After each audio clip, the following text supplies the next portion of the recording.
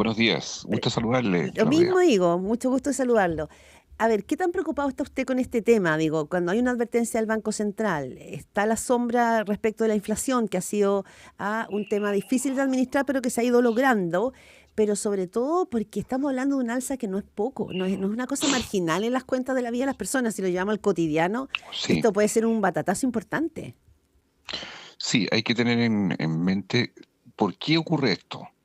Y aquí hay que recordar que el año 2019 se congeló la tarifa eléctrica. Sí, sí. Ya han pasado 5 años, después del 2022 nuevamente, y hemos sobrevivido con una tarifa eléctrica que la verdad constituye un espejismo, digámoslo así, de la realidad de la generación eléctrica y la transmisión y la distribución. Si se hubiera hecho nada, si no hubiera habido ley de estabilización, las cuentas subirían un 150%. Esa es la verdad. Entonces, este propósito tiene para efecto mitigar, sabiendo que hay alzas que van a estar el orden desde el próximo mes entre 25% a 30% aproximadamente, y podría llegar en total a fin de año un acumulado de 50%. Pero ahí se pidió durante largos meses un subsidio, Ujú. justamente para dos sectores, los sectores vulnerables y las pymes. Y ahí se logró un subsidio de 120 millones de dólares, de los cuales una parte está financiada por el Estado, 20, y 100 son financiados por las personas. Es decir, aquí se hizo un esfuerzo fiscal que fue menor respecto de lo que realmente es la magnitud del problema, pensando que estamos en invierno, pensando que eh, son los sectores más populares los que se afectan Ujú. con mayor fuerza. Y en ese sentido, el subsidio siempre hemos dicho que tiene que mejorarse y ampliarse. Esa no es la posición de Hacienda, quiero decirlo con claridad porque así lo ha transmitido, porque hoy día hay un tema tributario de reforma y hay un conjunto de necesidades que van desde la PGU, las listas de espera, este subsidio y otros que son necesidades reales del país. Pero sí quiero decir lo siguiente, que hay un mecanismo que está establecido a contar del 1 de julio para que ese millón de hogares postule y tenga entre 40 y hasta 50.000 pesos de retorno Ujú. durante los 6 meses del segundo semestre respecto a sus cuentas de luz. Ya, pero Y mi, eso es un avance, pero no es suficiente, quiero dejarlo claro, porque sí, pero es que aquí a bueno, él le gustan las alzas, ¿cómo? A nadie le gustan ¿es las evidente? alzas. No, No, por evidentemente, supuesto. evidentemente que no. Pero la pregunta acá tiene que ver también, ¿no es cierto?, con la consecuencia que puede significar esto en el ánimo de la ciudadanía. Es decir, usted habla de los sectores más vulnerables y habla de las pymes, pero hay un mundo de clase media que siempre dice y siempre reclama de que no son considerados, que son invisibilizados y que van a tener que finalmente enfrentarse a un costo importante de su presupuesto mensual. Entonces digo, ¿usted cree que había un buen manejo en ese sentido del gobierno de poder establecer un vínculo con ese sector de clase media que ve que se le viene encima un aumento importante de su presupuesto mensual? Mire, aquí eh, voy a poner los ejemplos concretos, ¿ah? Porque, Pero por ejemplo, primero deme su un opinión. hogar, Sí, primero sí, deme su uno, opinión. En su opinión, ¿usted cree que el gobierno ha tenido un buen manejo en el sentido de poder explicar bien? Porque le insisto con la palabra, esto es un batatazo para los sí, presupuestos de la familia. Entonces, ese malestar va a crecer. se puede explicar todo mucho mejor y sin duda, ¿qué más hubiéramos querido con subsidio mucho más amplio que el que tenemos hasta este minuto?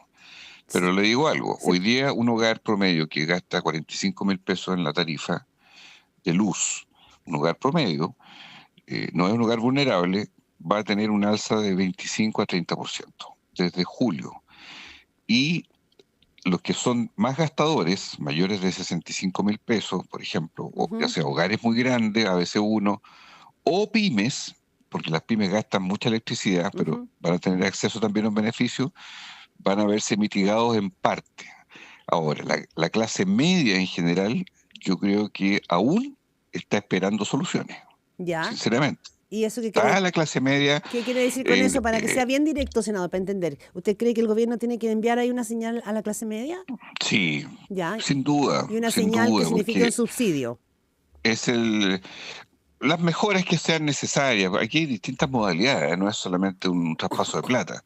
Hay que buscar modalidades diversas también en los impuestos, en distintas fórmulas que alivien la carga, porque los meses de invierno son gasto en combustible, gasto energético, gasto de traslado y todo lo que es el gasto del IPC. Mm. El IPC, el Banco Senador, Central efectivamente lo pudo haber previsto de otra manera, pero ya la meta del 3% no se va a cumplir, ya. justamente por la tarifa eléctrica. Sí, antes de cerrar este tema, porque quisiera pasar a Sí. otros, el ministro de Energía pudo haber hecho esta transición de una mejor manera. Estoy pensando, por ejemplo, en cómo fue el diseño que hizo Claudio Huepe como ministro de Energía anteriormente.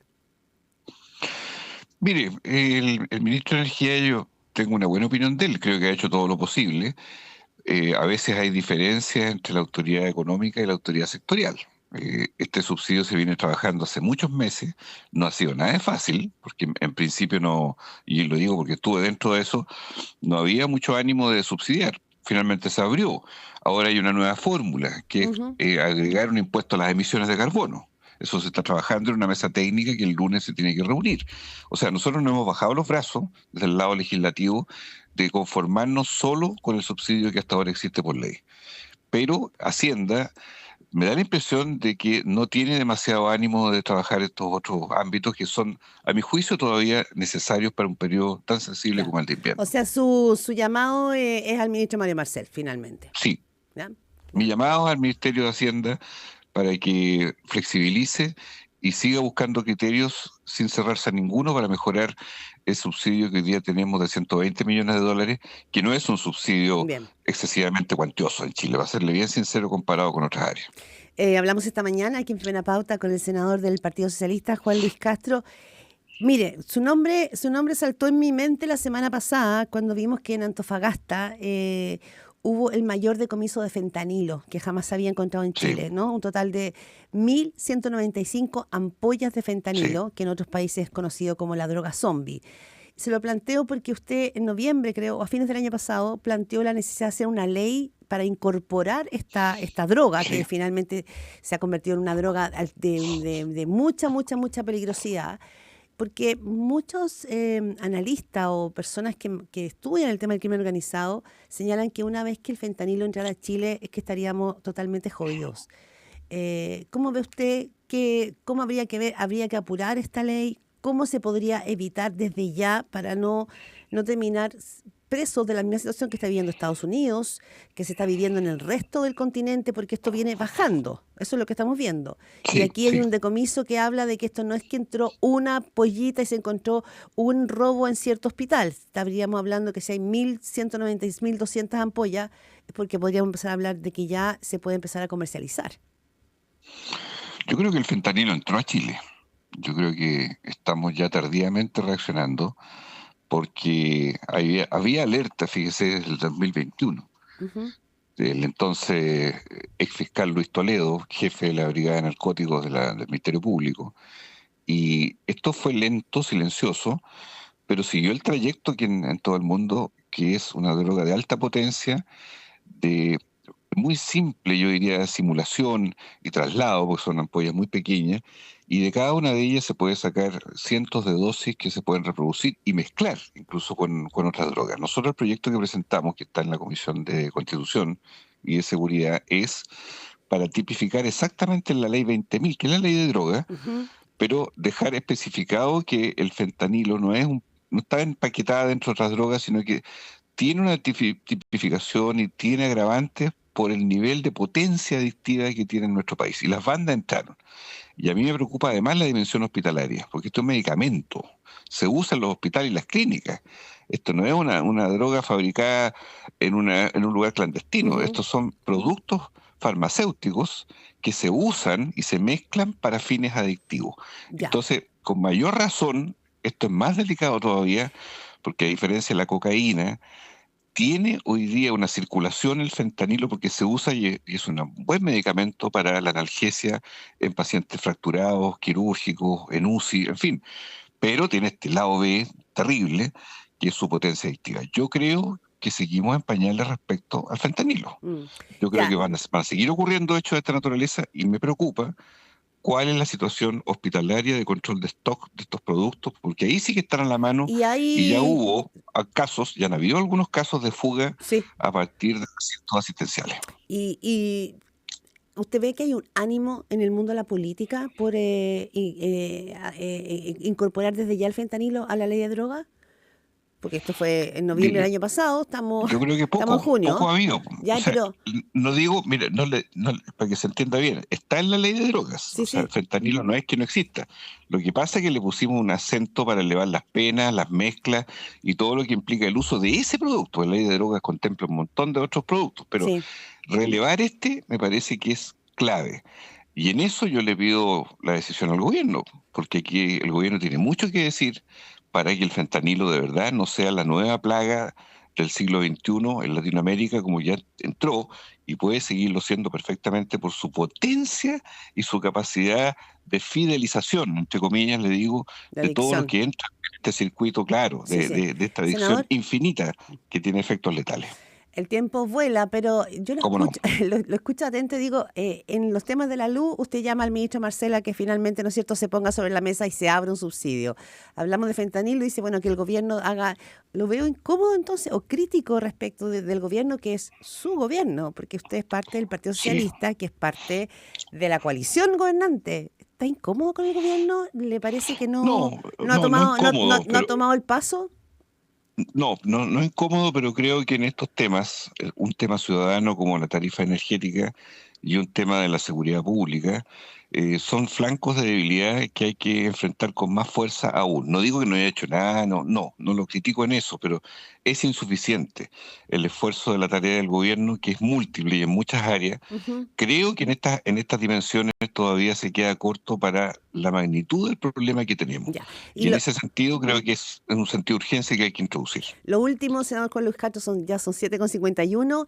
La denuncia que hizo la alcaldesa Evelyn Matei, muy probablemente candidata presidencial, cuando ella señala que cree que hay políticos que se financian con platas del narco. Esto ha significado una discusión que está en curso, sectores de la derecha que la defienden y sectores del oficialismo que la han criticado muchísimo.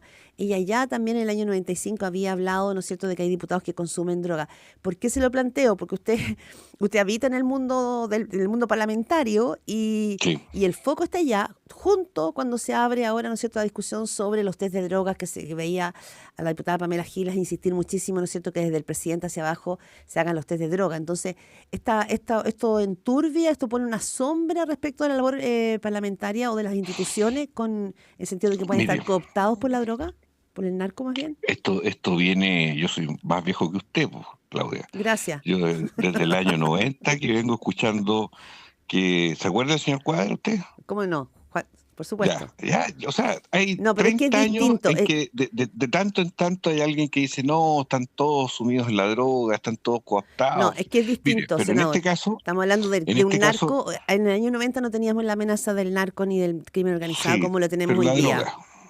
Pero Ya, no es lo aquí mismo. voy, Sí. pero aquí voy. Yo creo que Evelyn Matei, que es una candidata bueno, está posicionándose, no representa mi mundo, pero sí un mundo que existe, que es la centro derecha. Yo creo que se pasó varios pueblos, para serle bien sincero, porque hizo una afirmación que ahora yo no sé cómo la va a aprobar, pero hizo una afirmación, ¿ah? No hizo una pregunta ni un llamado, hizo una afirmación. Y por lo tanto, yo creo que ahí tal vez las palabras fueron más rápido que la intención tal vez que ella Ya. tenía, pero creo que se excedió. Ok. Y sí, yo soy partidario que los test de droga se hagan. Ya. Yo no tengo ningún problema con eso. Sí. Así que eso de Capitana Paje, ¿qué Ujú. problema va a haber en la política que eso ocurra? Ni uno. Senador, me queda un cachito, pero Sí. la situación Venezuela. Venezuela también es un tema que tensiona al Ah, oficialismo terrible, y las terrible. declaraciones de Diosdado Cabello contra el presidente Gabriel Boric, al que llamó bobo. ¿Qué paso le tocaría dar al gobierno en esta tensa relación con Venezuela, a su juicio? Mire, si fuera por la proporcionalidad de las cosas y por este verdadero balancín en que nos tiene un columpio, por decirlo así, a Chile, si fuera por eso la relación habría que cortarla. Yo sé que eso es complicado por todos los temas de los efectos en las deportaciones y todo lo Ujú. demás, pero esta es una estrategia de provocación del gobierno venezolano para que Chile vaya y le corte las relaciones. Ese sería el mejor de los mundos para Venezuela. Que Chile tomara la decisión rápida de cortar con ellos y francamente declararnos adversarios políticos, de una vez por todas. Eso es lo que buscan ellos, hay que una actitud muy irresponsable, una actitud sectaria y una vergüenza para Latinoamérica que Sí, un país vecino y hermano llegue a este nivel con la el tema, demagogia que tienen estos señores. el tema es qué hace Chile con eso entonces. Yo creo que sería bueno que volviera Jaime Gazmuri, que es un hombre que tiene lata experiencia, que sabe lo que pasa adentro, que volviera, que lo llamaran a consulta y tomar un camino definitivo. Porque De romper esto parece relaciones. no sé si romperlas o no, porque usted sabe que la otra fórmula es dejar un encargado de negocio. Sí, No es romperla, es una fórmula ya. también. Que bajar el estatus de embajador a encargado de negocio. Bueno, esos caminos hay que conversarlos, porque la situación es bien insostenible y no hay ni lo uno ni lo otro, no hay ni deportaciones ni hay Ya, colaboración del gobierno de bien. Venezuela. O sea, estamos en un mal escenario. Juan Luis Castro, senador del Partido Socialista, muchísimas gracias por este ¿Cómo no? viernes 21. Comenzó ya el invierno formalmente, así que tenga un buen Así día. es. Gracias. Gracias. Muy amable, ¿eh?